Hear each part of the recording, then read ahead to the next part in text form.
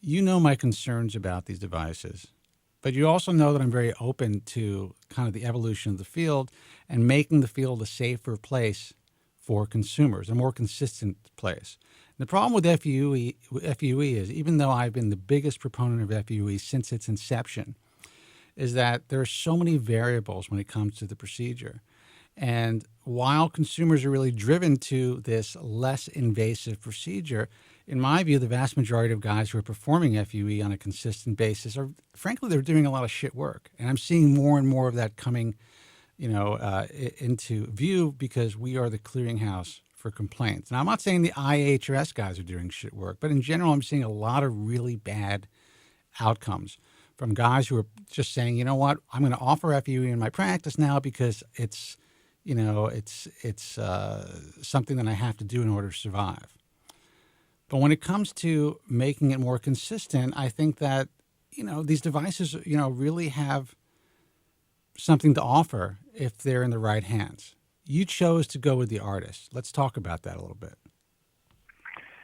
Sure. I mean, prior to purchasing the ARTAS the device, automated FUE machine that we have, robotic device, I had been doing some of the manual FUEs with automated devices, also more of a rotating like a handheld power unit type of thing. Did that for years, and clearly the number of requests from patients looking for FUE in general was just steadily rising. And I'm very skeptical too. I'm a lot like you, Spencer, when it comes to devices, and I don't just go and buy something just so I can say I have the new device, especially if the results aren't as good or better. Right. They're very expensive, and it's really about the results. However, I just continue to do more consultations for people interested in FUE, and I got better at it myself. And to me, it's still just about having more options for patients. I do not do all FUE. I still say I'm at least half FUT or strip procedure. So I certainly think that some people are just absolutely better candidates for the traditional strip procedure. Now, and that's interesting that you say that. In your view, what makes a person a better candidate for strip versus FUE? Because that's a question that I get all the time. I definitely have my opinions, and I will tell you that. And obviously, you've listened to the show many times, and you kind of know my stance. But I really don't recommend anyone under the age of 35 to consider having an FUT, a traditional strip, for just the emotional reasons. The fact that I don't know if these guys are really emotionally prepared for living with that decision on the long term. It doesn't mean that they're not good candidates physically, and medically for the procedure. But I think a lot of guys, especially under that age bracket, hair transplantation in general or cosmetic surgeries, it's a really emotional decision. But when it comes to men having cosmetic surgery, we just want to get something fixed. We want to do it quickly. We want to do it inexpensively if possible. We want to get the most bang for our buck. We're not necessarily thinking about the future. And a lot of these guys who are, say, 25, 26, under 30, right now they think they're not going to shave their head or they're not going to clip their hair short. They just want more hair. But if they have a strip, they kind of eliminate that option altogether. So what are your thoughts, and why do you think some... And I don't disagree with anything that you're saying. I don't have a specific age where I use as a determining factor as to whether or not a patient should go with strip versus FUE or FUT versus FUE. I take everything into consideration, but in general, some general rules that I use is and I get a lot, as much information as I possibly can from the patient, including family history. I mean, I try and get as detailed as possible to try and get a feel. I wish I had a crystal ball and I could determine exactly how far this patient was going to go, especially when they're young, which is impossible. But you got to gather, what the patient's saying, what they're looking for. Their expectations are huge. But I think that when you get patients who have quite a bit of hair loss already, and you can see that they're going to clearly have more square centimeters of hair loss than they could possibly have that you could remove from the donor area, that's one possibility for not being a good candidate for FUE. Right. Because try and take that many grafts over several procedures, FUE, they're clearly going to have issues in the donor area. Well, and that's a very general common moth-eaten appearance, a thinning appearance, and there's nothing you can do about that. But what about these guys? I don't mean to cut you off, but what about these guys who, well-respected physicians who say, you know what, that's not necessarily the case. I would never do a strip on anybody. And listen, I need to make this clear that I think that there is still, and I think it's kind of sad that strip is going to go by way of the dodo, but that's just the way that it is. It is being completely phased out. And I think that there is a need for that procedure. I think anybody who's performing surgical hair restoration should have the ability to perform strip and the experience and the team, just in case a strip has to be performed or for certain circumstances. But that's not going to be the case. So there are doctors out there that are claiming that, you know what, whoever's still doing a strip, they're just they're just bullshitting everybody, and we can get just as many grafts. And some of these guys are really well respected. I usually debate them on that because I think maybe a combination of both procedures is probably the best way to go in the long run. Well, that's certainly how I'm approaching it. Like a lot of times, I have a patient who's kind of vacillating between the two procedures, and what I tell them, since you're, especially if they're younger, is that, I think often a good option for patients is, since you don't know how you're going to keep your hair from, at this age, and maybe start off doing FUE. But I always tell any FUE patients that all patients who are considering FUE have a maximum number of grafts. There's a breaking point where if you remove any more FUE grafts, you're going to start having a see-through appearance and a possible thinning, a general thinning appearance in the entire donor area. Right. And there's not a lot you can do about that.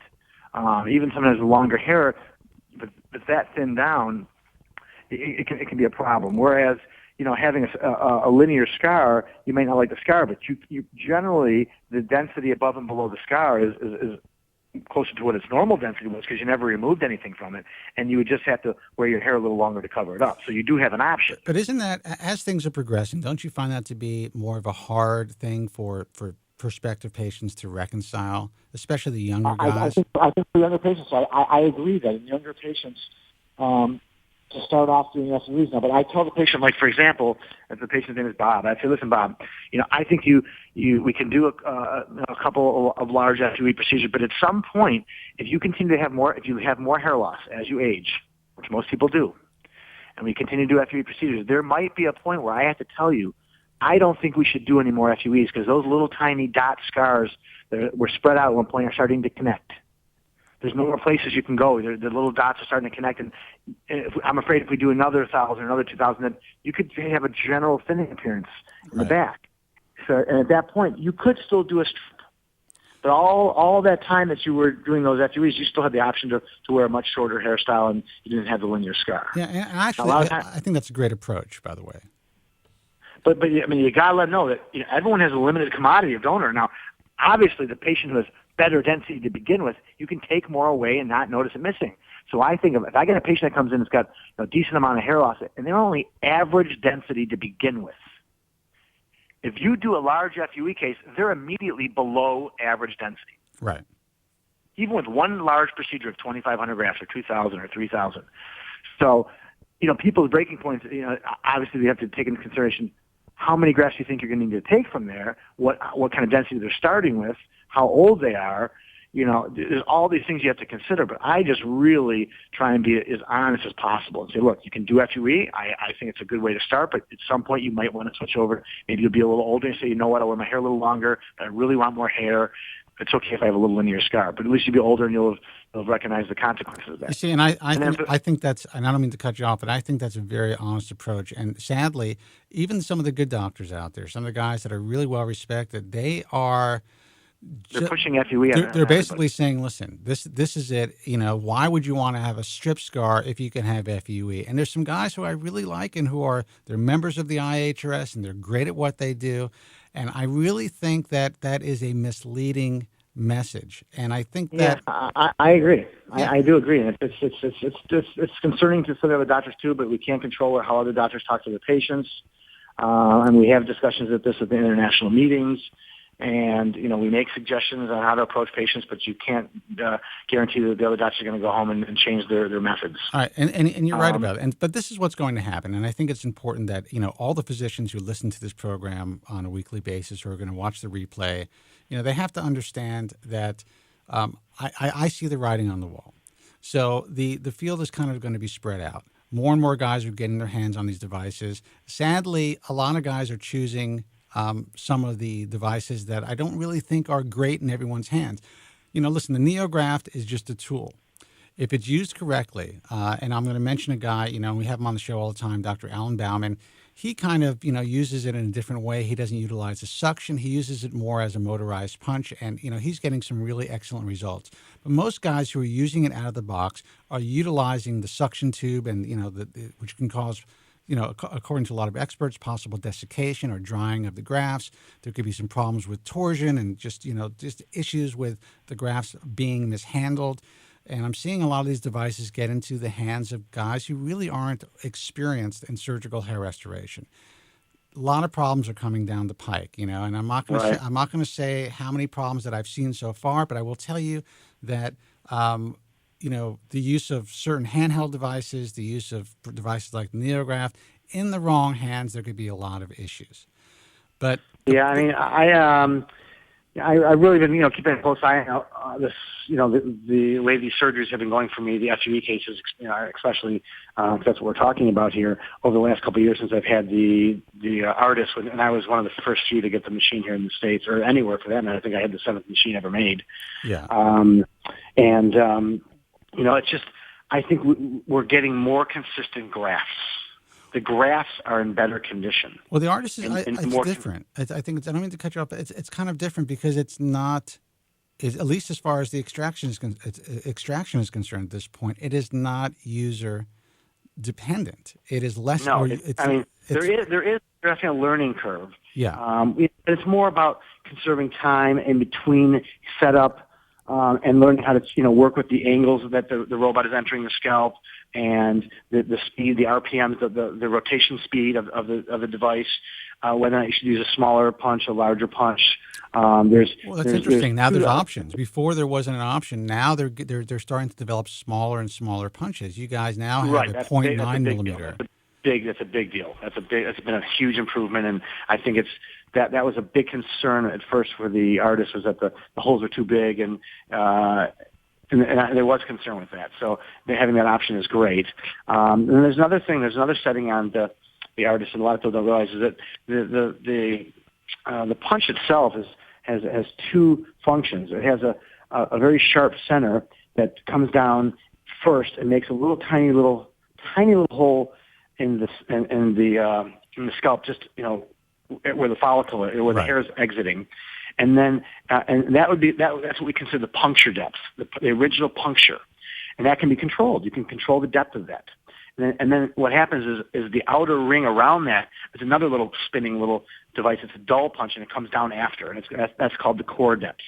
How deep that goes. Right. Obviously, that goes deeper than the core depth, and those are all controllable by the doctor. And there's there's definitely a learning curve, and you're watching all this, and there's all these numbers that you can watch all in one little on the screen that you can really control, and you do a few, and you look at the graphs and you say, okay, they're too skinny. Let's change that angle, and then once you have that particular patient's MO for that machine, for them it's smooth sailing, and the same thing, and that's what's interesting about that is a lot of guys don't know. They're like, okay, that's what that could be an issue with the machine, but that's actually the way all FUE is done. You go in there, you try a certain size punch. If it's not working for whatever reason on that particular patient, you move on to the next tool until you find the right angles and the right punch that you're going to be able to use, consistently throughout that entire region.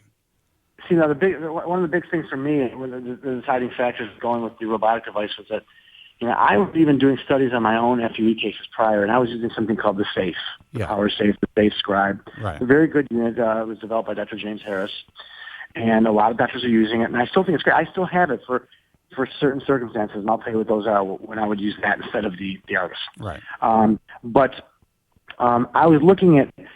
I was taking samples of my grafts during the first hour of my case, and I would compare them to the grafts during the taken during the second hour and the third hour and fourth hour, and there was a significant decline in quality of graft as time went on in the case. And that's all about. And I'm in good shape. Yeah. I'm healthy. I got good eyes. These magnification, good lighting, and all the other factors. Well, honestly, as far as hair transplant surgeons or most surgeons are concerned, you're probably in the best shape that I've ever seen. I mean, you are very youthful. I'm a health fanatic. I mean, I teach patients about just general health because I think that people that are healthier and their immune systems are healthier going into a surgery, they get better results. Of course. Their bodies respond better. All these things. I'm all into all that. So when I took that into consideration, and I found something that can actually, really focus with, using cameras on the follicle and get a perfect amount of normal tissue around the follicle so that the hair shaft is not on one edge of the graft and it's more centered, and it could do that continually for 3-4 straight hours and not have a decline. It almost became like a no-brainer for me. That makes it's really about the quality of the grafts because that's the bottom line. That really, even if you're doing FUT or strip, the quality of the grafts and the people cutting your grafts really is the make or break of the case. Right. Now, listen, 100% people, it's funny, everyone, and you read what's going on online, everyone kind of has their mantra.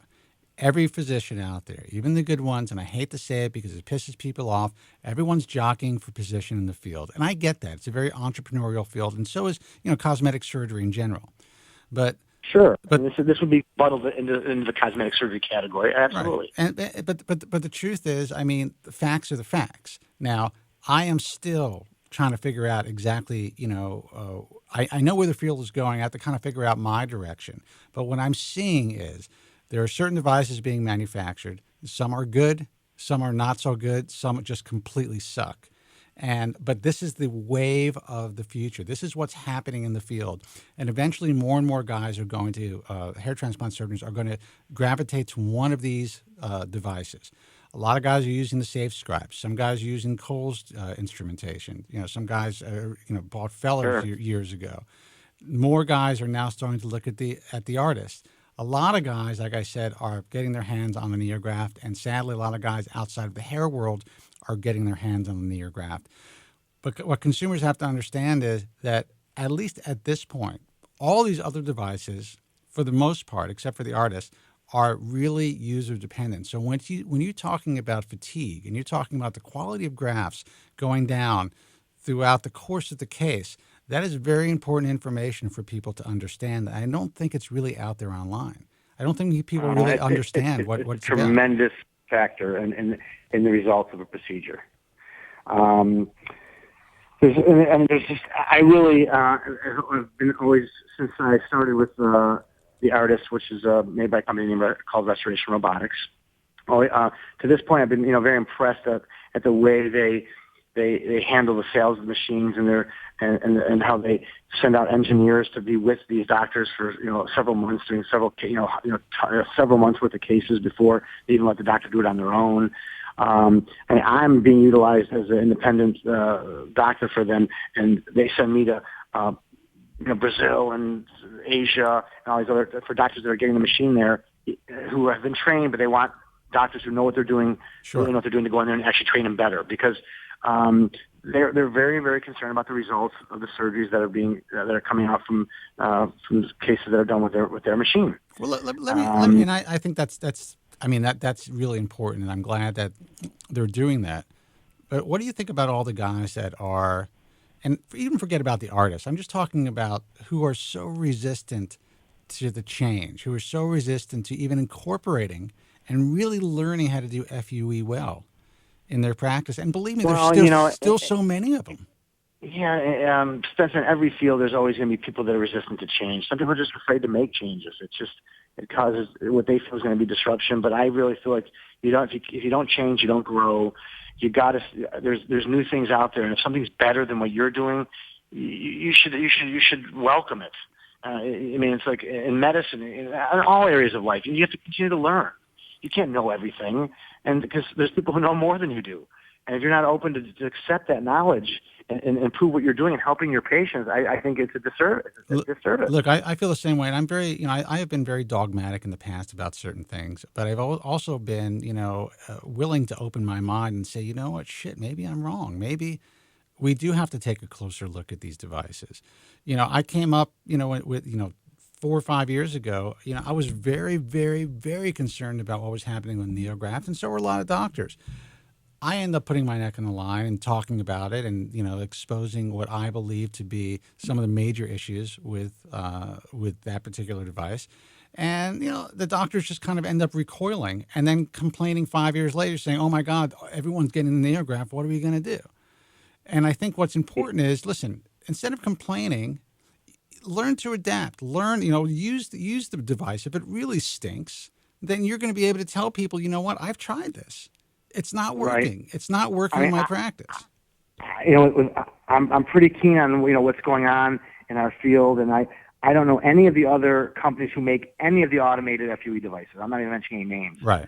The only I can really comment on right now is the ARTAS, because that's what I have, and we're here to discuss that. So I'm telling you my outlook on this. But sure. We actually have user meetings where the doctors who own ARTASes get together physically at a location, wherever they decide. Last year was in outside of Los Angeles or something like that, someplace out there near Newport Beach or something. And we have discussions on who's coming up with ideas and how to make this machine work better and how to utilize it better, because we all want to do better work, and I think that's great. It's a 3-day meeting. It's incredible. Hey guys, I just want to say the guys. How many guys who you never even heard of, you didn't even know they had an artist, but they got some unbelievable ideas. Oh, I'm sure. Hey guys, listen, guys who are on hold, I will take your calls in a second, so hold on, don't hang up. I know you have some questions for me and for Dr. Charles, but I want to make some points here before we get to your phone calls. Dr. Charles, I think that's really important that you guys are, holding these meetings. But I hear a lot of stuff that's happening behind the scenes, and there is a tremendous resistance. There is a lot of guys are nervous. Some guys who even, have dabbled with the ARTAS are like, what, I don't know. They're getting resistance from their, from their staff. They're getting resistance from, they just decided. I've heard that too. I think I even heard of a doctor who returned it. Yes, and and a lot of times it's not necessarily because of them. It's because it's too much trouble for them to kind of convince their staff to to learn and to move forward. Yeah, I guess that's just the way it's going to be in medicine when, in all areas of medicine, when certain devices come out. Some of the doctors that are in that field will adapt to the newer stuff, and some will try and ride out the older techniques as long as they can before they need. I just spoke to a guy, and I had to kind of say, listen, you really need to take a close look. And I'm not going to even mention, who this guy is and what he was talking to me about. However, there is this bizarre resistance. And I'm like, listen, whoever gets involved, who's really doing FUE well, who really evolves their practice to a minimum of 50% FUE, you guys are going to be the pioneers. Now, it may have taken a decade for this to happen, but it's so important that it does. But I also think it's important, and I've talked to some guys who have completely converted their practices to 100% FUE. I'm like, you got to keep up your strip skills. What happens if you get someone in that chair and you need that staff that all of a sudden, you can't perform FUE on, or there's some sort of bizarre issue and you have to remove some of that scalp in order to get, do a procedure for this guy or whatever. I mean, you still have to have those skills. I think it's nice to be able to obviously offer patients all the different options available. But I suppose if you're a clinic who strictly specializes in that, the patients know that, and you have a patient, if something happens, or then this is who we usually refer our patients to for strip procedures. I guess you could do that. You have to be honest with the patient, though. There are ways around that. Yeah, well, there are, but you may be one of the guys who are a little bit more honest than some others. A lot of patients, a lot of guys just want to get their guy in the chair, and if something happens, it happens. Hey, listen, Doc, I want to take a couple of phone calls. Sure. Yeah, let's see who this is. Let me make sure that you are continued to be potted up. Hey, man, you're on the air. Who's this, and where are you calling from? Hey, man, can you hear me? You're on the air. All right. Hey, man, you're on the air. Hello? Who's this? Doug from Oak Park, Illinois. Hey, Doug, what's happening? Did you say Doug? Yes. Hey, Doug. Welcome to the show. What can I do for you, man? The town of wide lawns and narrow minds, as our resident Ernest Hemingway once said. Well, welcome, man. First of all, your hair looks great. Whenever I see you, you remind me of something out of The Great Gatsby. You look really healthy. Well, I appreciate that, man. Thank you. I have a question. In the past, the risk of FUT has precluded me from going forward with the procedure. But with the recent evolution of FUE, it really is like going on an archaeological dig. If you go on some of these forums and look 3 or 4 years ago and you see FUE and how it was not able to do big amounts in one session, and now you are able to. I had a question. I have a hard time with my wife. She thinks that join the club, dude. It's all created equal, that like she thinks that the best hospital in Chicago, which is Northwestern, should be able to do a hair transplant. She thinks that, I have a hard time telling her, she said, go to the Mayo Clinic, go to, these top hospitals, that, that's where all the great doctors are. She doesn't see that there's an artistic side, that just because it's a top hospital doesn't mean you're going to get a great hair transplant. Well, it's even beyond the artistic side. A lot of these guys, they're not doing hair transplants full time.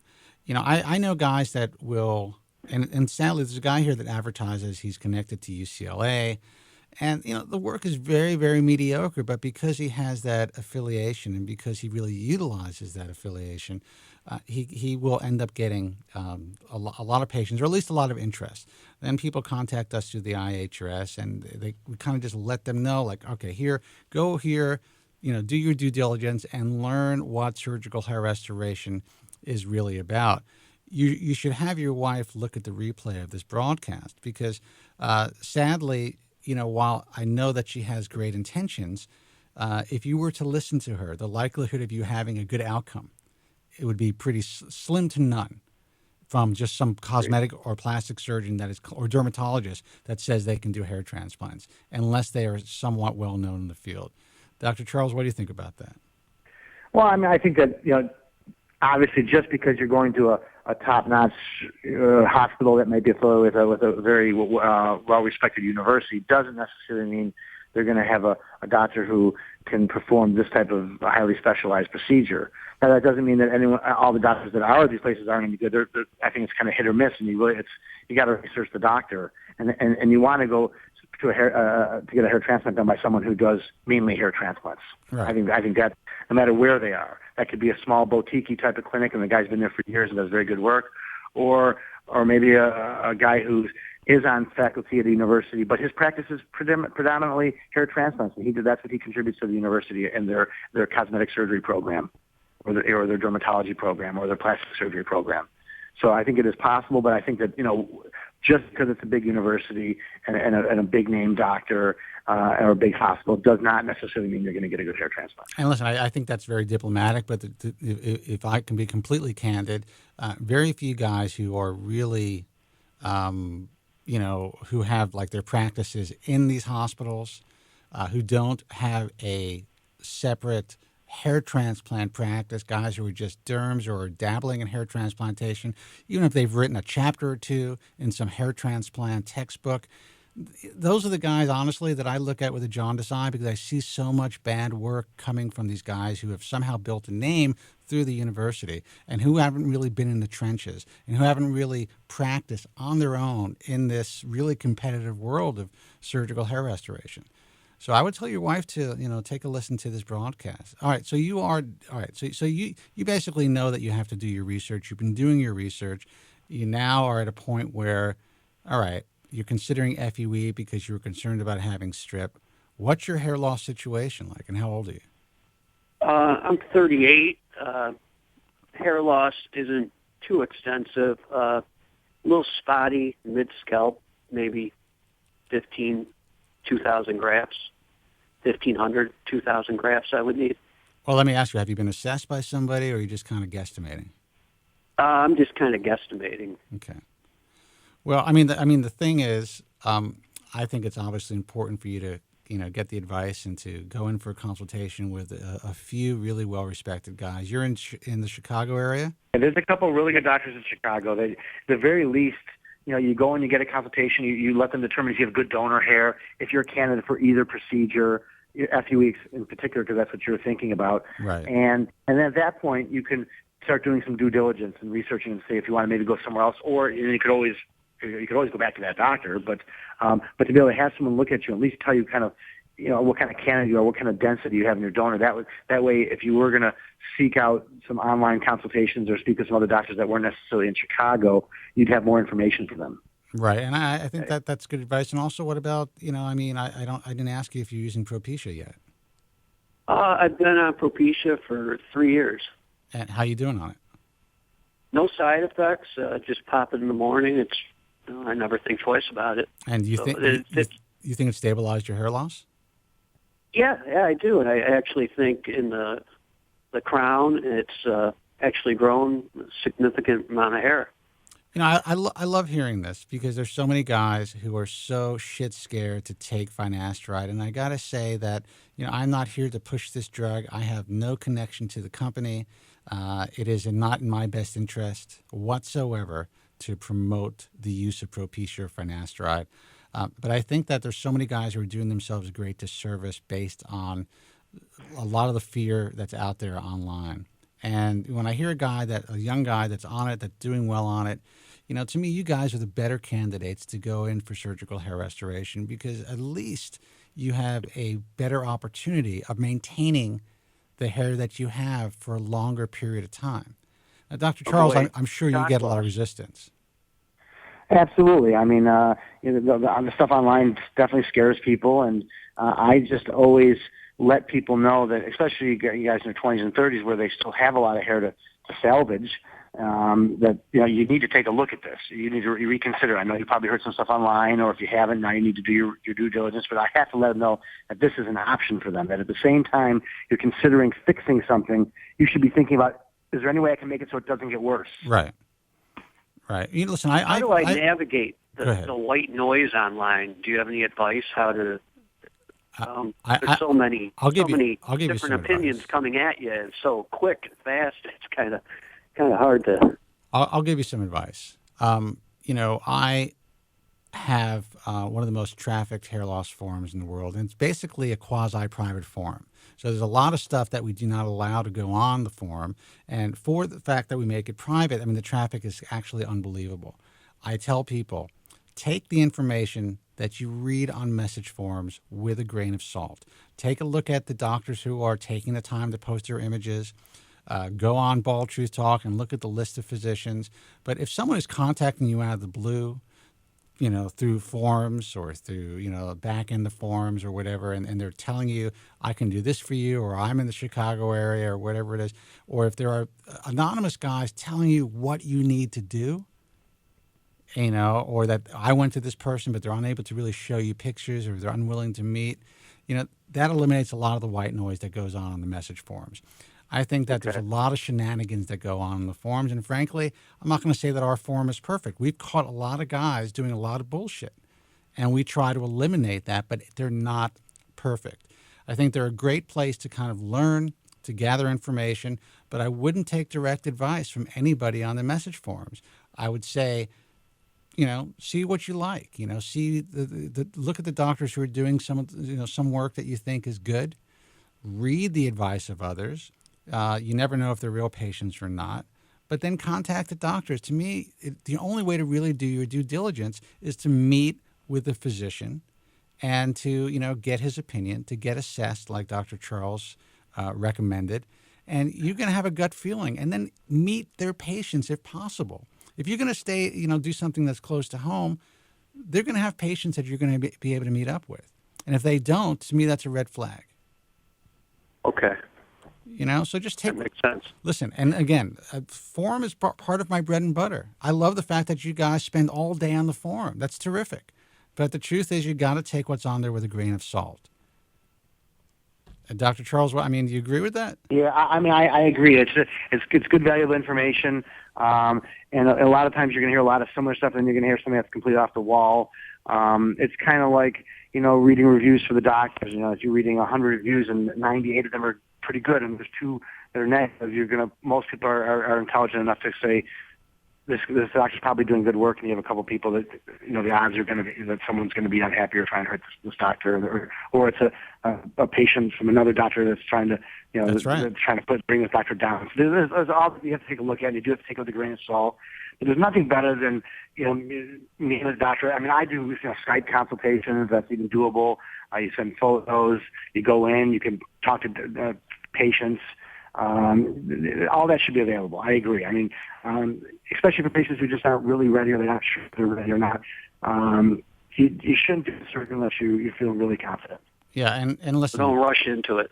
Don't rush into it. And honestly, like I said, I mean, having a message form is part of my bread and butter. I just the existence, the doctors having the ability to utilize it, patients having the ability to find us, and then to find this broadcast. But I got to be honest with you guys, and I think that a lot of people who go to the message forums really take what's written on these forums as the gospel. And the thing is, you don't know who the fuck is writing this information.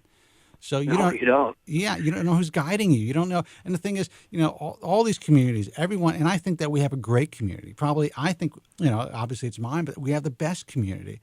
But still, I don't know these guys in the community. I don't know who they are, where they're coming from. And even if we do try to track them down, I mean, do you know how many thousands of people, frequent the message forum every day? It's almost impossible. So if you're on a forum and all of a sudden you're getting all this feedback and all this information and, people are saying, great job, doc, that's, wonderful. Anytime you see all that stuff, take that with a grain of salt. Okay. All right, man? Well, Dr. Spencer, have a good night. Thanks for the advice. And I'll keep watching the show because I think I can learn a lot just from watching the show every Tuesday night. Well, I appreciate it. And then before I let you go, and I'm going to take some more calls in a second, surgery is the last resort. Realize that. If you are doing well on Propecia and if you look okay and if you stabilize your hair loss, always realize that surgery is going to be there. So there's no reason to rush into it. Yeah, I'm able to look like I have a full head of hair using a concealer, and that's been working for a couple of years now. Well, look, you compliment my hair. You know how much paint I have in my hair? It's ridiculous. It really is. But when I walk out in the street, nobody can tell. Well, I think if you look closely, you can probably tell. Like if you're I'm kind of on the taller side, so I don't think anyone's looking down at me. But it's there. It's the way that I've chosen to live my life. And honestly, I feel very fortunate that I have enough hair to do that. So for some guys, it's a great option, but for others, surgery is the way to go. So just, take your time. All right, man? You got to have a lot of hair, first of all, to pull off using concealer. So that's always a good thing. That's right. So you're in a good... That's true. The more hair you have, the better it looks. And trying to put that stuff on a bald scalp looks like shoe polish. So it doesn't work too well if you don't have hair. It does. And I have to tell you, there are days when it's looked like shoe polish on my head, and common law has had to say, hey, listen, you better go back in the house and fix that. So, even if you have a lot of hair, you got to know how to finesse it. All right, man, listen, good luck. Thanks for the call. Have your wife check out the replay. All right, guys, have a good night. Take it easy. Thank you. Take care. 888-659-3727. Let's take another call. And we are on the line with Dr. Glenn Charles, IHS accepted member. Of course, Dr. Charles, we wanted to talk about the FUE and the ARTAS system and why he decided to be kind of an early adopter and bring it into his practice. And honestly, I'm seeing a lot of good things, and I'm becoming more and more encouraged by this device and some other. Like, I like the SAFE system a lot as well. I think it's a great system. Let's see who this is. Hey, you're on the air. Who's this? Oh, all right. Evening, gentlemen. Hey, Am I potted up? Oh, Joe, what's happening, man? Yeah, actually, I was saying hello to somebody else who hung up, but welcome. What's up? Thank you. First of all, Spencer, I want to compliment you on your tan. You look very, very good tonight. Oh, well, thank you. Actually, I think it's more redness. It's like 100 degrees in my studio, but whatever, it's working. Oh. And I'd like to say hello, first of all, to my good friend, old friend, the handsome Dr. Charles. How are you, sir? Hey, how are you? Well, you have an hour? No, I'm just kidding. I have a trifecta of questions for you, if you don't mind. I'll be very brief. I'll tell you what, Joe. Since you're calling in and you're calling in a little early tonight, I'm still going to play your opening. All right? Oh, is it wrong? What time is it? I don't even know what time it is. 8:47. I'm sorry. It's all right. Here you go. My name is Joe from Staten Island. my name is excuse me. My name is Would you like to may reiterate it? my name is Have you heard it? Excuse me. my name is Joe from Staten Island. Joe, I can't put you on the air without playing your opening. Thank you, Spencer. I appreciate that. I apologize for calling in early, but I wanted to get a chance to briefly interview the great Dr. Charles. Hey, that's why he's here, and I appreciate that. And you sound really sober tonight, so go ahead. Well, yes, I am. I'm drinking exclusively Poland spring water. All right, good for you. All right, Dr. Charles, my first question is, in your practice, are you initiating or experimenting with some type of protocol like PRP, ACell, etc., to increase the donor area of your patients? What do you mean by increase the donor area? Well, increase the number of hairs in the donor area? Well, when you remove, increase the hair in the donor area. When you remove the donor area, it grows back. When you remove, say, 1,000 follicles, 500 I have dabbled in and out with ACell over the last several years, and I do not use it on an every case basis. I use it on more of a case for case basis. I certainly offer if people request it, and I have been doing more PRP, especially with the FUE cases.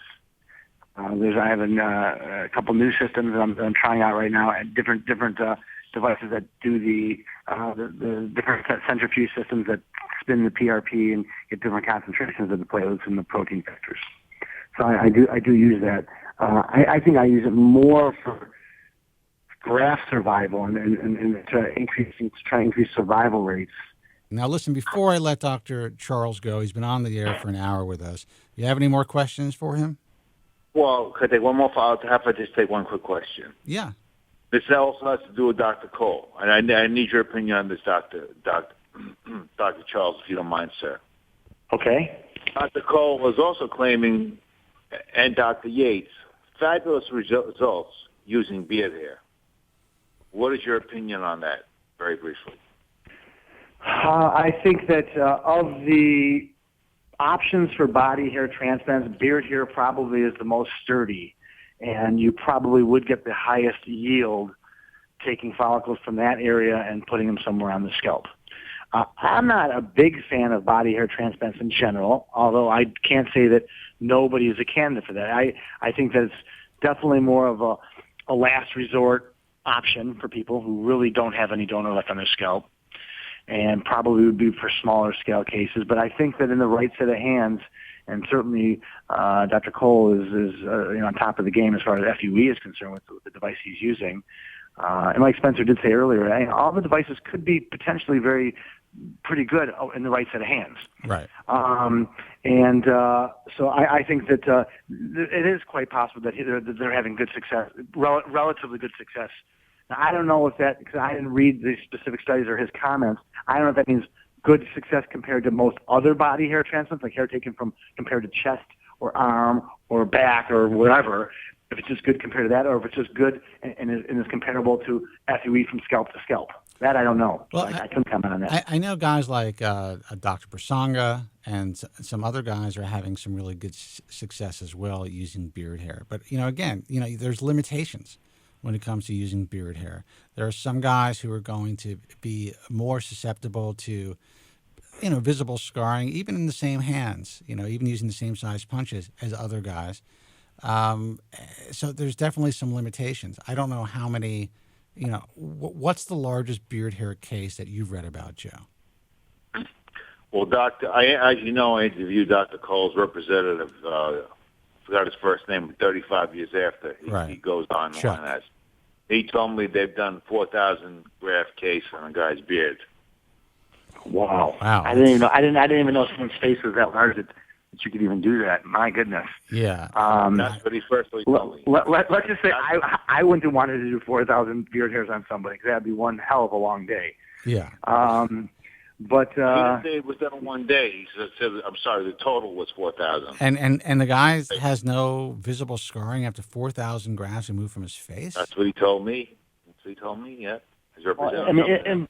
But that doesn't mean that you can do that on everybody. But it's possible that someone's skin responds so well, or they have a certain type of skin that's very similar to the mark that's left from an FUE hole that's taken out. It's possible. Maybe the guy's an albino. Yeah, I don't know exactly what the situation is, but those are possibilities, and it's great. I guess you'd have to really screen your patients, and someone have to have this crazy thick beard, and really not have a lot of donor, and I guess you never know. Well, there you go, Joe. I just say, you got to take these things with a grain of salt, and I really believe that. I think that Dr. Cole has done tremendous work in the field. He is incredible at what he does, and there's no doubt that this guy can crank out the graft extraction. I mean, he is really good at what he does. Really good. Him and his team. It's him and his whole team. Him and his whole team. I mean, they got that machine that they have down to a science. Right. And that doesn't mean that someone else using that same coal isolation technique can do what he does. But that's the thing, and that's a good point. That's a perfect point. People think that that's the case, and that's why I think that these devices really have to be kind of almost dummy-proof in order for them to really work on a large scale, because the SAFE system, the coal system, all the NeoGraft, they're all really user-dependent. And unless you have that staff and unless that doctor is really trained and has the experience, I don't know if you want to sit in the chair and be the guy that had the second procedure done by this doctor that just, picked up the scribe. Right. I'm pretty sure, if I'm not mistaken, in some discussions that I've been in privy with Dr. Cole involved, they're doing something similar to what I'm doing with the ARTAS, which is where they are, using the machine to basically drill the area around the follicle. They have people pulling them, extracting, and they're placing grafts all at the same time. And we're doing that with the ARTAS now too. We're making the recipient sites prior to the extraction process, and so while we're extracting, we're also returning grafts into the scalp quicker. Because realistically, with any transplanted tissue, even though it's not a heart or a liver or a kidney, it's not life or death, it's still tissue out of the body, and survival rates are basically directly related to time. Right. Right. Or at least heavily relied on time. It's probably the major factor on survival would be time. Well, if you can keep the graft out of the body for a shorter period of time, and if you're shorter the better. You're extracting them and then implanting them, that is really kind of like the perfect scenario. Because now that follicle may not even realize that it ever didn't have blood supply. Because it got returned so quickly that it's already connecting up with little tiny vasculature vessels in the scalp that it survives. And it's also possible that it's not going to shed if it does. If it kind of all these things, you might have less shedding or a shorter growth cycle. These are things that are just impossible to measure, but maybe in time we'll have more data about that. Well, listen, it's fascinating stuff. I am certainly becoming more of a fan, at least of kind of watching the evolution of the ARTAS, just to kind of see where it goes. Listen, I'm very excited that they're moving to a smaller punch, and they're offering these newer options, and the iteration of the machine is just getting better and better. That's all good news. I still have my concerns with all of these devices, but like I said, when they're in the hands of someone like yourself, it makes all the difference in the world at this point. Eventually, that may change.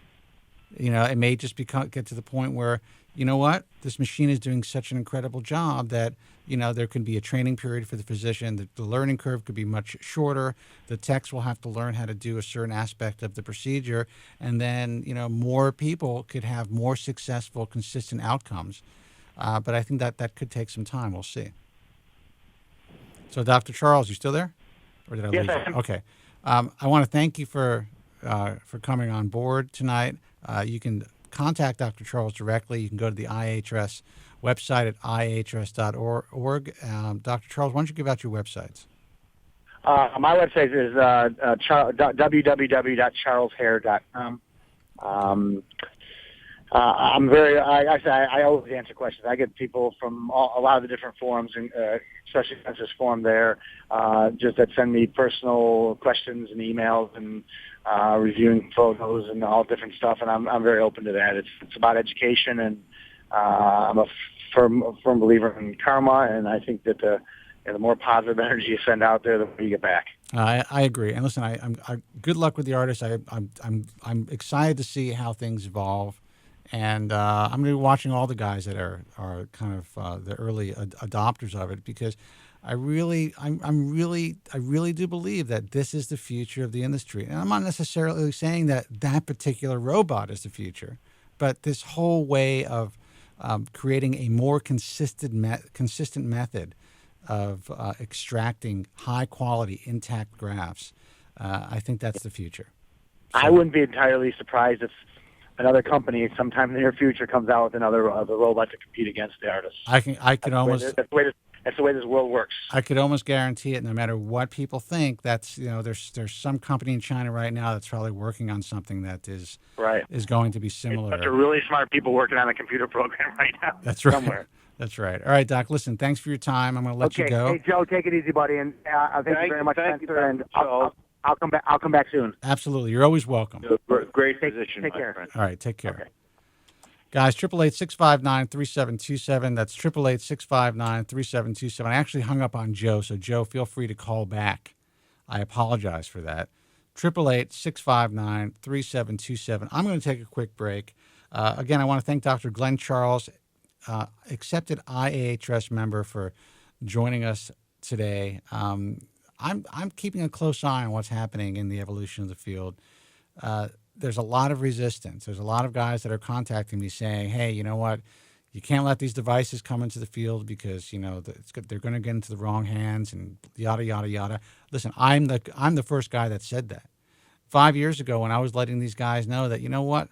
You guys have to kind of speak out and say that, there's going to be a lot of damage done. All the hard work that you've put out there to help to evolve this field, a lot of it could be eradicated if these devices get into the wrong hands. And I got to tell you, and I've said this before, guys, I'm seeing a lot of shitty work again. For a while, that wasn't happening.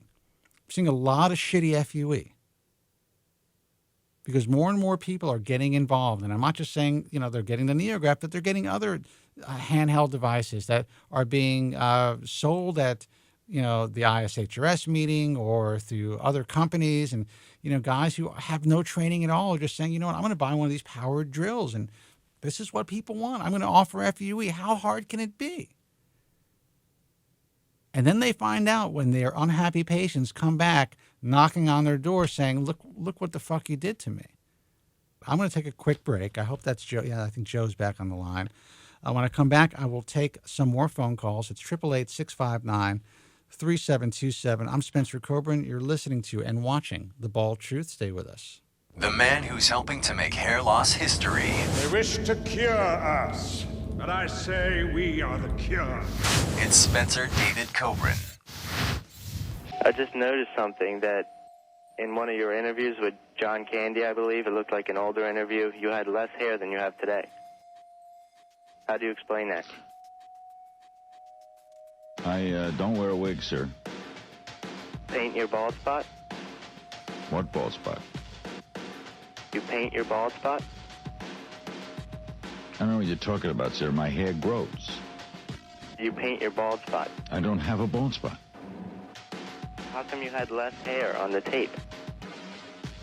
Maybe my hair grew. Maybe I had a bad haircut that day. By the way, something. What do you care? Paint your bald spot? I don't. Do you paint your bald spot? Paint your bald spot? Sick.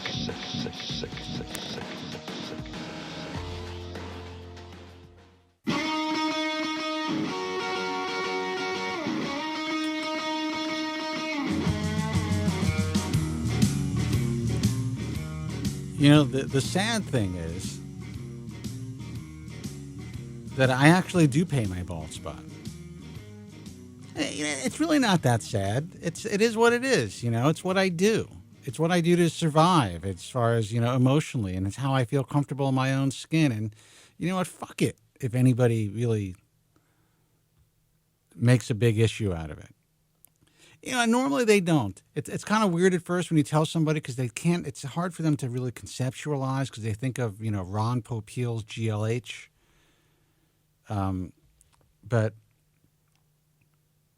when you kind of show them And you just say, look, I mean, without this stuff, you'd be able to see more scalp. That's just, I camouflage the look of the color that would be coming through if you were able to see my scalp. I camouflage that, so it looks like there's more hair there than there actually is. And luckily, I have enough hair where I can basically make it work. How long that will last, I don't know, and I definitely thank God that finasteride I've had such success with that drug. But with that said, I don't know what the fuck it's doing to me after 20 years. And I'm being honest. I took that risk. I knew that I would be on it for the long term. I knew that once I got on this drug, that this is it. If I want to maintain the benefits, I'm going to have to stay on the drug. Now, I just had a full checkup. Seems like everything's okay.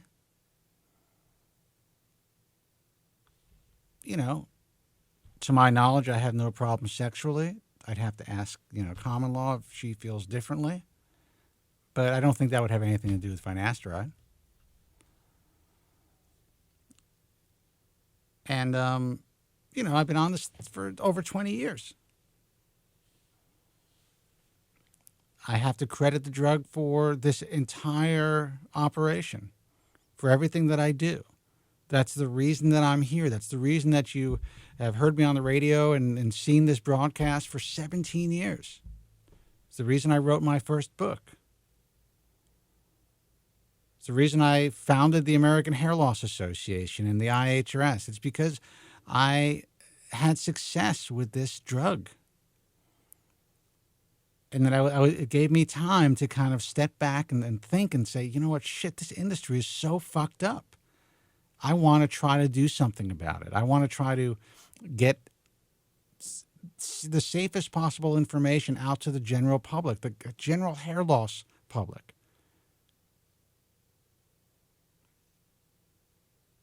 Now, I haven't, unfortunately, been able to, supersede all of the nonsense that's out there because, there's so many millions of you guys and hundreds of thousands of you guys every day waking up for the first time realizing you're losing hair. So, everyone's jockeying for position online and through infomercials and all the, direct to consumer marketing. So, not everybody finds the American Hair Loss Association or the Bald Truth or, the IHRS before they get ripped off or before they become disfigured, sadly. But we've been able to help, eliminate or lessen the likelihood of being disfigured, even by physicians and groups that we don't recommend. Because just based on the economic pressure that we created in this industry, physicians had to kind of at least meet a certain standard. Not necessarily the standard that I would accept or recommend to a family member, but at least a certain standard. The large chain clinics, they had to incorporate microscopes. And you know how long it took them to do that? I was around doing my thing, basically introduced follicular unit transplantation to the public in a much bigger way than any physician had ever been able to do. And I've been doing that for about 4 years before some of the large chain clinics even considered getting a microscope. And you know what? Some of them got microscopes and just kind of left them there collecting dust because they were unwilling to really retrain or unable to, because sometimes the techs just didn't want to do it, train technicians to utilize microscopes to dissect grafts and pure follicular units. So there was thousands of procedures being done every year with the use of loupes, even though we knew, and the industry knew, that follicular unit transplantation with the use of binocular stereo microscopic dissection was really state-of-the-art. They resisted.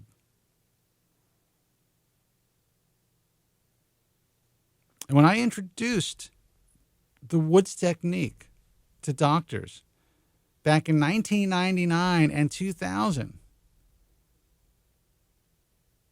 not only was there resistance, it was like these guys were up in arms. And when I finally convinced a few guys to do it, and that got out online, and then Rassman and Bernstein wrote the first paper, there was still so much resistance. It can't happen. There's no way this is going to cause so many problems.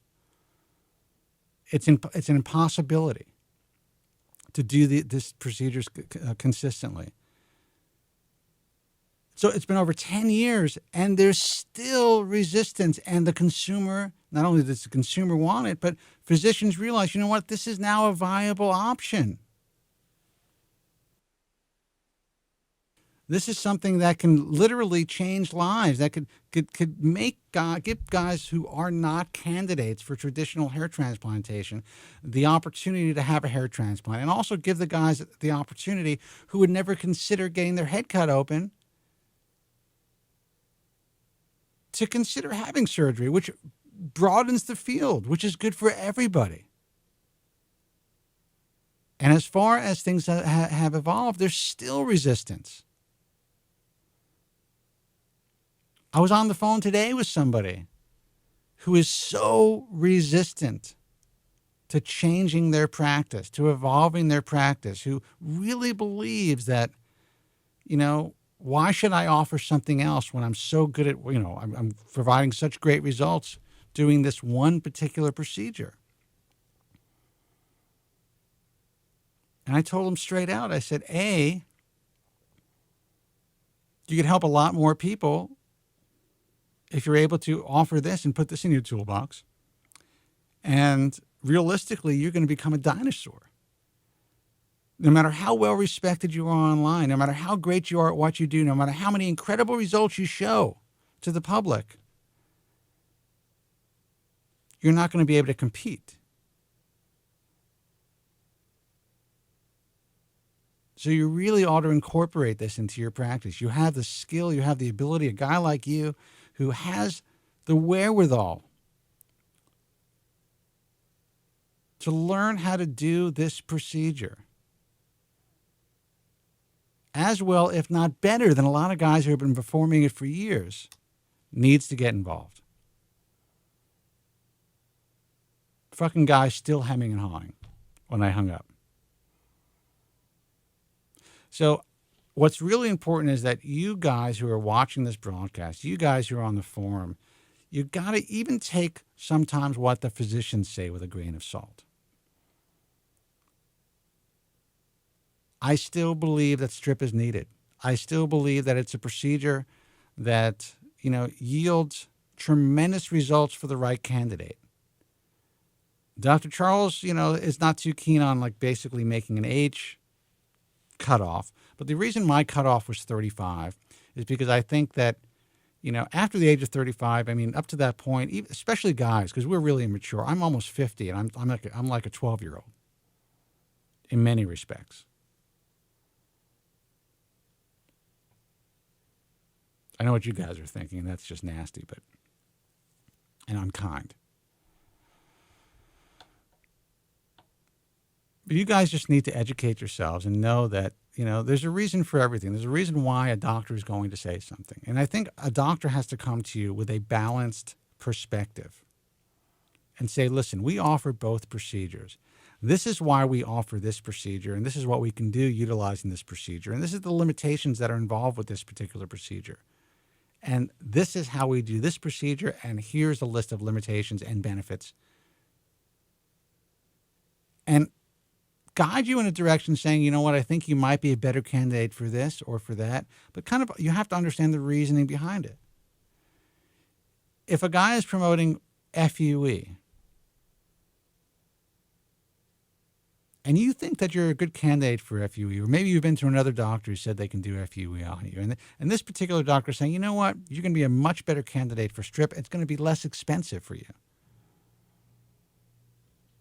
Get another opinion. See if that's an actual reality, or if it's just kind of like a guy doing a bait and switch, because that happens all the time. All the time. So what you need to take away from this broadcast is that there are some really great doctors out there. Even some of the resistant doctors are really great at what they do. Change is not easy.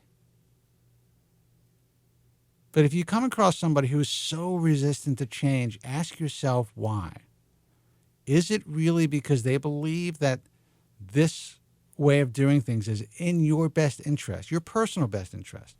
Or is it just something that they know that they can do well and that you're going to end up being happy with in the end?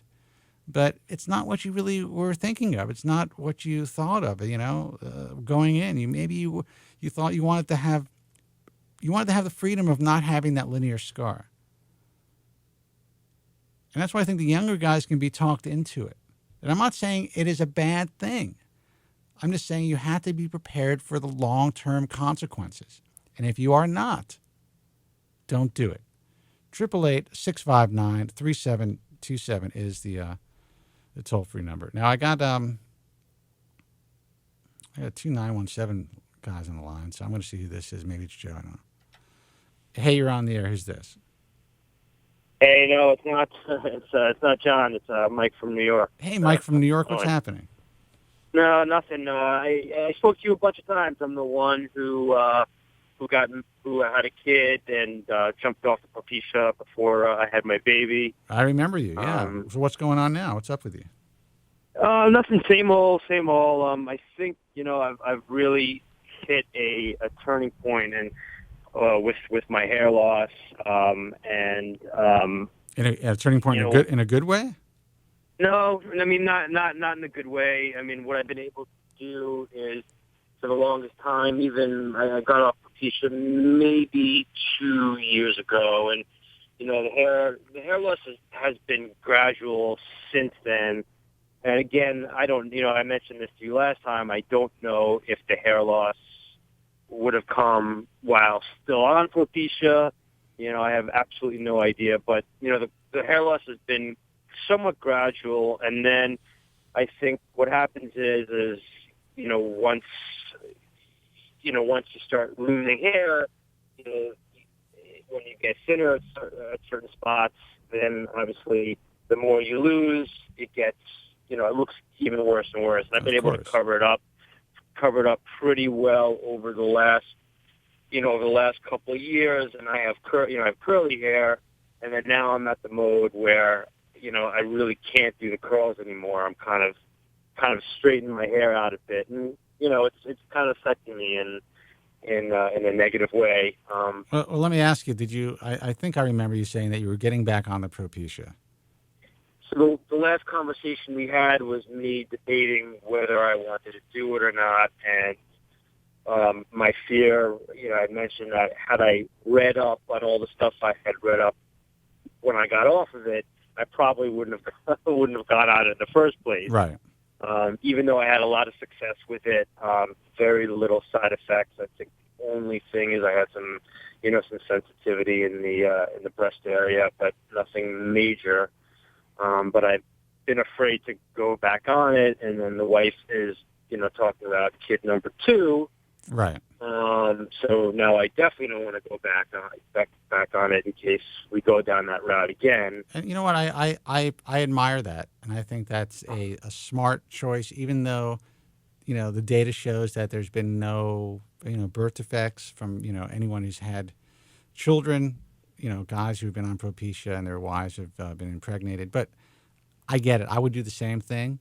And you're also having trepidation. You're having fear and concern about, side effects yourself. So at this point, you can't regret it. It is what it is. You've done it, and you've made the decision not to get back on it. And frankly, you're making the best decision for your family. I absolutely admire that. But what sucks is that now you're dealing with hair loss all over again. And you don't have a way of really retarding it unless you use a 5-alpha reductase inhibitor. So what do you want to do? I don't know. It's lucky for me. I've also, I've been able to, Are you there? You're breaking up a little bit, man. Sorry about that. I lost you over there. No, it's okay. So go ahead, man. Yeah. So what I was basically saying is, and just to continue what you were just saying here. I mean, it's a choice, and I think you understand what what I was saying is, that 1%. I mean, how can someone, live with themselves if potentially their drug caused any sort of, Well, that's the thing. Say something happened to your kid and you were on the drug, even though there could be absolutely no correlation. You're always going to think in the back of your mind, the reason this occurred is because I was on this drug. Yeah, and then that was kind of my train of thought with the whole thing. But what happens is that you have a baby and she's doing great. And what had been saying before is I'm in an industry where I deal with a lot of younger people, people in their early to mid 20s.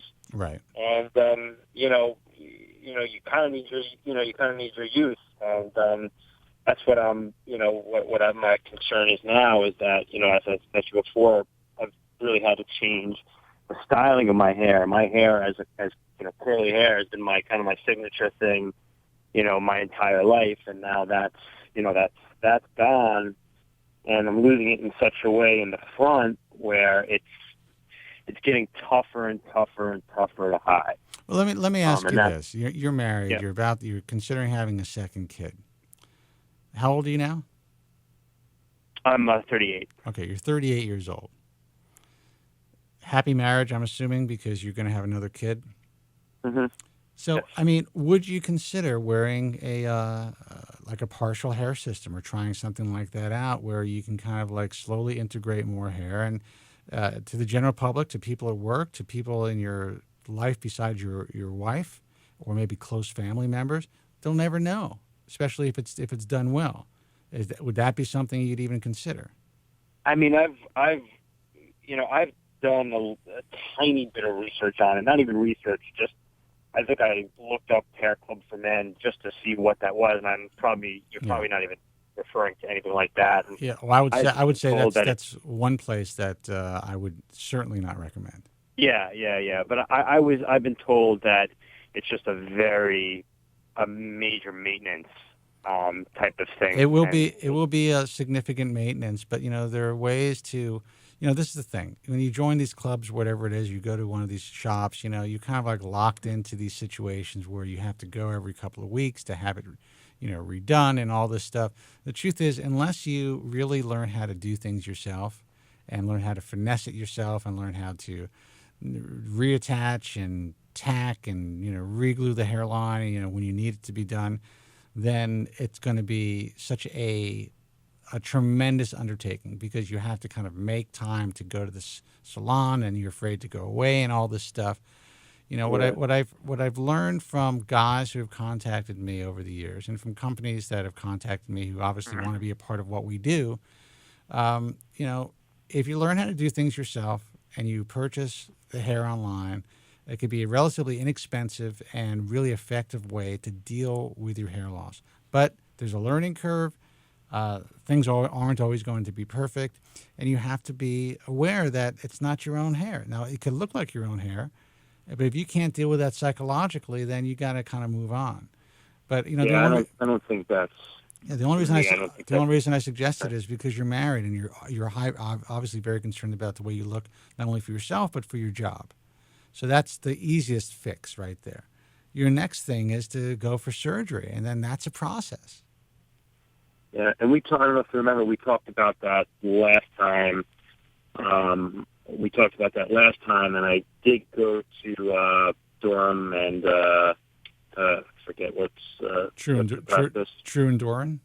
Yeah, True and Durham. I went there, and it's actually changed. My hair has actually changed quite a bit since then. And here was my question for you, and I could probably do a little bit more research on it. Obviously, I know there's the two techniques, and forgive me for not knowing the one where, and I think I caught the tail end of you talking about it, so this may be a complete repeat of what went on before I called. But I know there's the two techniques. One is the one where they, literally cut your scalp. Are you kind of like, are you moving around right now? Sorry. I'm actually putting my hair behind my head as if you could see me showing you. The one technique is where they scalp, where they cut a piece of your right. back of your head off. That's follicular unit transplantation. That's a strip procedure. Yeah. Yeah. So that's the other one, and the other one is where they kind of suck out the hair. I forget what. I'm sure you know what that's called as well. Follicular unit extraction. I have to tell you, even before you consider having surgery, you need to really educate yourself about both techniques. Yeah. I mean, I've done a little bit about it, and I know, at the end of the day, most likely I'm going to have to go back on Propecia anyway. Otherwise, I'll be in the surgeon's chair for the rest of my life, which I do know. What I guess I don't understand is really before I would do anything, I would research it very, very well, but I really don't understand the differences in the two. I know, that where they suck it out is a little bit more expensive, but I don't know in terms of performance and all that other stuff. Well, this is what I find interesting about the industry itself. They charge more for follicular unit extraction because, in general, the way that it's being performed, especially when it's being done by hand or a handheld device, it can be more labor intensive. Now, depending on who's doing it and what clinic you're getting it performed at, sometimes that labor intensive part of the procedure is actually being performed by a tech. In some states, that's illegal. In some states, that's perfectly legal. So, in essence, the doctor's even doing less work in some cases. So I frankly don't understand why they would charge more, at least at this stage of the game, for FUE than FUT, except I think that it kind of might give some people the incentive to go for the strip procedure, which in general is a faster procedure, even though it could still, depending on how many grafts you have and the size of the team that the clinic has, it could still take the entire day. But it's a little less labor intensive in a sense, even though there are multiple people who are going to be dissecting those grafts. And it's kind of it's a more straightforward approach to surgical hair restoration. It's something that these guys have done for many, many, many years. I think it's unfortunate that guys have to make the choice sometimes based on price. I personally think both procedures should be at least, close to the same price. I don't think there should be that much of a differential. So a lot of guys end up making the decision to have an FUT, which is a strip, based on the price as opposed to based on whether or not it's the best procedure for them. You mentioned price, so that's why I brought that up. The main difference is with a follicular unit transplant, you're getting a piece of your scalp removed, and you're getting your scalp sutured or stapled together. There's a much greater. Which sounds worse to me. Well, it's a more invasive procedure. It is still considered state of the art, the gold standard for hair transplantation because it's not a blind procedure. Once that tissue is harvested, it's removed. It's then cut up into pieces, in a sense, and then given to technicians to dissect each follicular unit under a microscope. So you're getting basically a 365-degree view of the entire follicle. So there's less of a chance of a transection rate, according to a lot of doctors out there. Things have changed over the years with FUE, so I think transection rates with FUE, meaning that the follicles are cut in a way that basically destroys them. I think the differences are negligible between a really good FUE and a really good FUT. But the bottom line is you have a greater chance of nerve damage. You will have a permanent scar on the back of your head, even though it's going to be hidden by your existing hair. And it limits your options as far as shaving your head or cutting it very, very close, in some cases, in the future. FUE, on the other hand, is a blind procedure, no matter how it's done. You really have to go to someone at this point who's really skilled at it and who does the procedure a lot in order to really get the most robust grafts and for you to have the outcome that, in the end, you want more hair in your head. And in most cases now, in most clinics, they're not going to be able to move as much hair in one sitting with FUE as they can with FUT. Now, I say most because there are clinics who can move 2,500 to 4,000 FUE grafts in one sitting, but these guys are really specifically doing FUE day in and day out. Guys like John Cole, guys like Alan Bauman, Bill Yates, and some others who are members of the IHS who are really just concentrating on FUE. So you have to make a decision. This is a permanent decision. Once you get cut, you're cut. That's it. So, I suggest that most guys, especially, if you're not going to be on Propecia, you're still relatively young, and you're kind of dabbling in the idea of, whether or not you should move forward with this, at least if you have a good FUE, you will always have the option to cut your hair really short and move on. Say, you know what, this didn't work out for me. I'm going to move on. And it's not going to look like you have any damage done with a good FUE. With a strip, you can never shave your head. So you do limit yourself. But if you listen to the show, that first hour of the show, I still think strip is a viable option for many guys. You're within the age bracket where it's reasonable to think that, if you're mature enough to understand the long-term, possible issues that you could have with a strip, then, it may be something that's right for you. But those are the main differences. I hope I kind of explained them well to you. So that kind of goes back to my initial thought, which is it's really basically a price thing at this point. I mean, it's because if you're going to get the time is another issue, but you're basically, my understanding is you're paying for the grafts.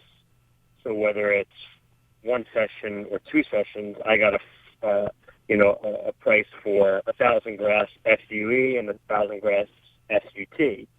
So it seems like, I guess I just don't understand why anybody wouldn't do FUE outside of the price. That makes a lot of sense, and I think that's what a lot of people would say.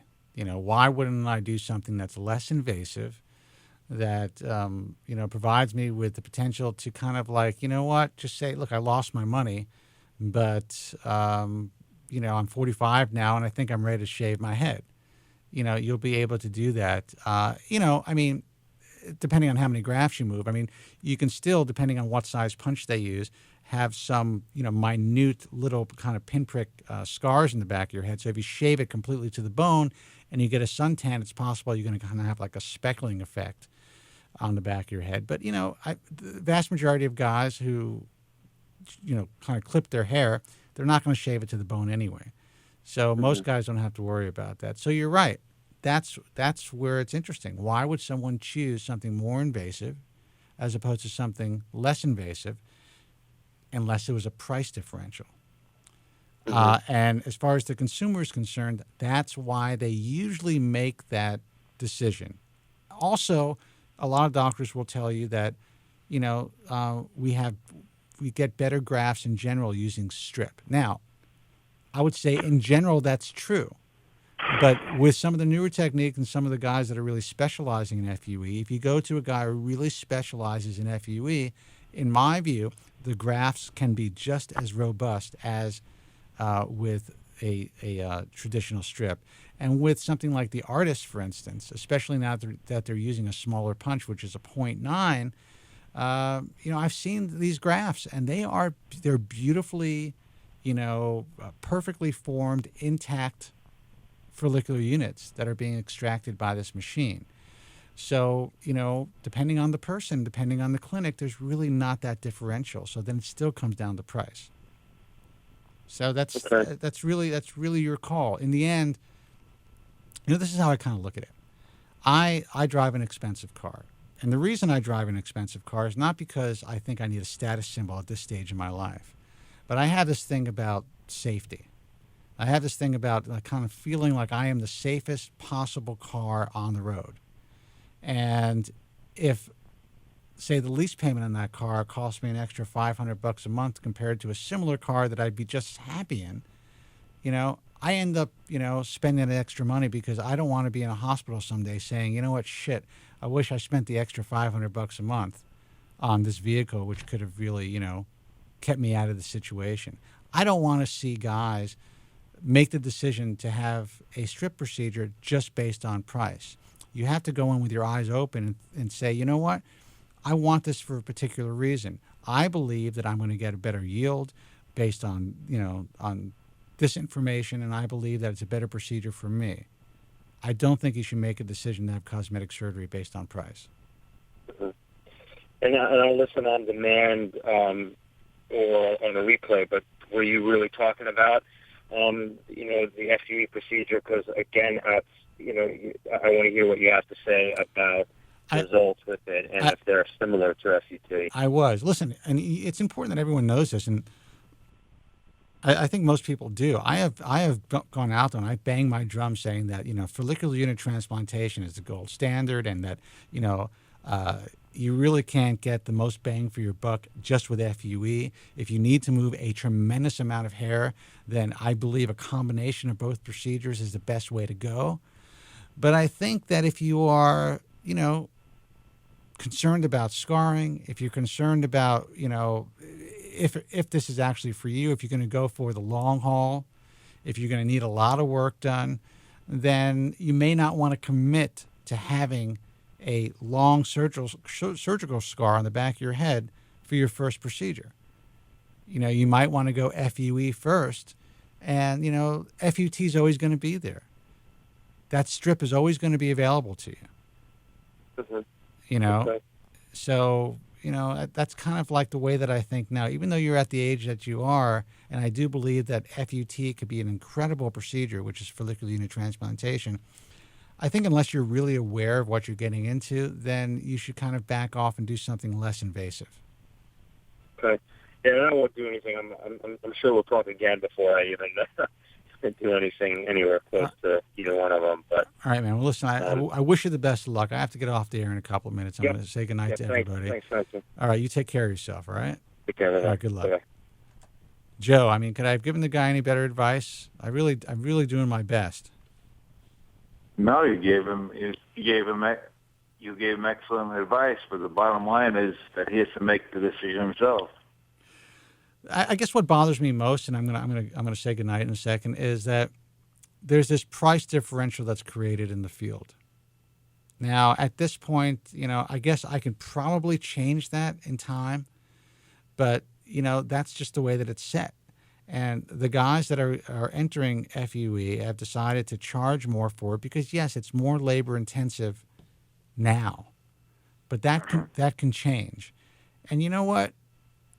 I can see charging an extra $1 a graft, maybe an extra $2 a graft up to a certain point, and then if someone decides to have a second procedure, maybe charging less, so that people aren't making the decision based on price, because I think that's unfair.